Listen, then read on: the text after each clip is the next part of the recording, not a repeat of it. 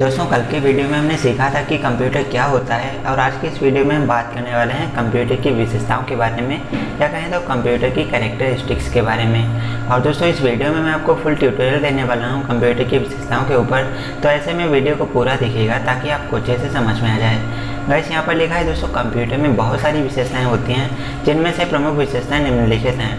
अब दोस्तों आपको पता होगा कंप्यूटर एक इलेक्ट्रॉनिक डिवाइस है, सारे काम बहुत अच्छे से करता है। तो ऐसे में दोस्तों उसके अंदर बहुत सारे फीचर्स होते हैं, बहुत सारी विशेषताएं होती हैं। तो उनमें से जो मेन विशेषताएं हैं उनके बारे में आज के इस वीडियो में हम बात करेंगे।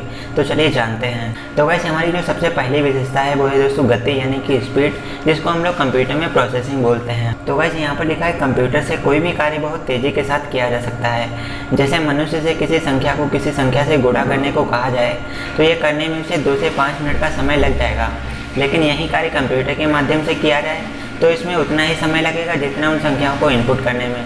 बिल्कुल सही बात है दोस्तों। कंप्यूटर जो होता है हमारा एक मशीन होता है और मशीन अपने काम बहुत तेज़ी से करती है। तो ऐसे में अगर आप किसी इंसान से बोलते हैं कि इस नंबर को इस नंबर से गुणा करो तो ऑब्वियसली दोस्तों ऐसे में 2 से 5 मिनट का समय तो लग ही जाएगा।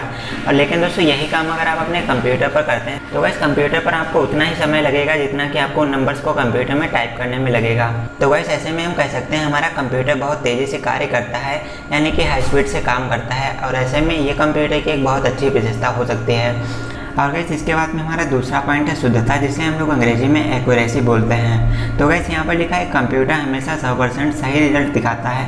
कंप्यूटर कभी भी कोई गलती नहीं करता। कभी कभी कुछ गलतियाँ हमें दिखाई देती हैं, लेकिन ये गलतियाँ कंप्यूटर से नहीं बल्कि यूजर से डेटा को इनपुट करते समय होती हैं।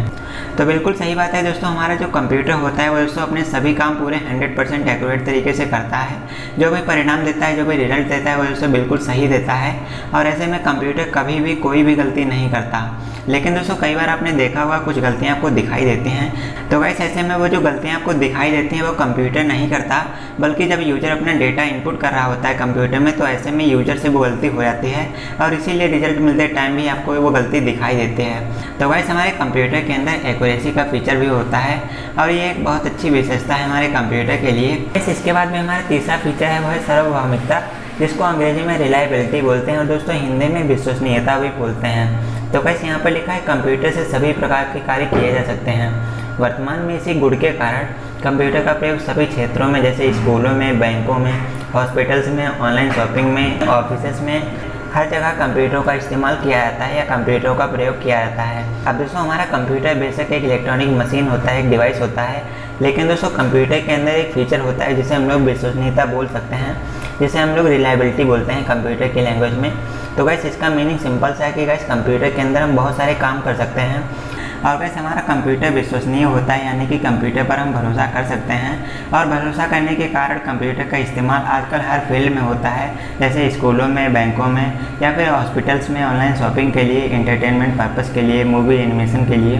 तो हर जगह कंप्यूटर का इस्तेमाल किया जाता है क्योंकि कंप्यूटर विश्वसनीय होता है। हर किसी को पता है कंप्यूटर जो भी काम करता है 100% एक्यूरेट करता है, हाई स्पीड से करता है। तो ऐसे में सभी लोग कंप्यूटर का इस्तेमाल करते हैं, हर फील्ड में कंप्यूटर का इस्तेमाल किया जाता है।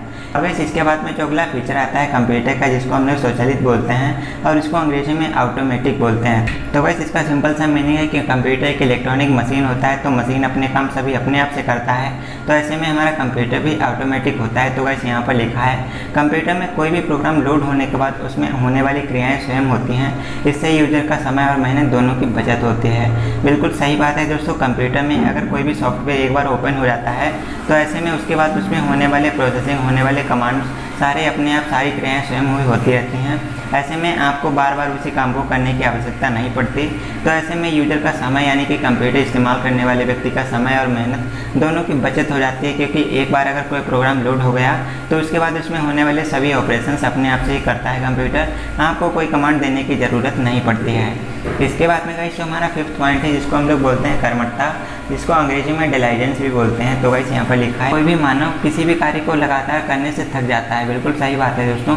कोई भी मनुष्य अगर किसी भी काम को करता है तो ऐसे में लगातार काम करने से वो थक जाता है, जिससे कार्य करने में त्रुटि होने की संभावना बढ़ती है। बिल्कुल सही बात है दोस्तों। अगर आप किसी काम को लगातार करते रहते हैं तो ऐसे में आप ऑब्वियसली थक जाते हैं, और थक जाने के बाद अगर आप काम करेंगे तो ऐसे में गलती होने की संभावना ज़रूर होगी, यानी कि संभावना वहाँ पर ज़्यादा होती है। लेकिन दोस्तों जो हमारा कंप्यूटर होता है उसके अंदर एक फीचर होता है जिसे हम डिलाइजेंस बोलते हैं, यानी कि कर्मठता होती है। तो वैसे ऐसे में हमारे जो कंप्यूटर होता है सभी कार्य बिना थके लगातार करता रहता है और इसके अलावा कोई भी गलती भी नहीं करता। तो यहाँ पर लिखा है कंप्यूटर सभी कार्य बिना थके लगातार बिना गलती के किए करता रहता है। तो ऐसे में दोस्तों कंप्यूटर का ये फीचर बहुत काम का है, तो इसके बारे में भी आपको पता होना चाहिए। अब वैसे इसके बाद में जो कंप्यूटर का सबसे लास्ट और सबसे मेन फीचर है वो है कंप्यूटर की स्टोरेज कैपेसिटी, यानी कि भंडारण क्षमता। तो वैसे आपको पता है आपके दिमाग में बहुत सारा डेटा स्टोर हो जाता है, इसी तरीके से कंप्यूटर के अंदर भी बहुत सारा डेटा स्टोर हो जाता है।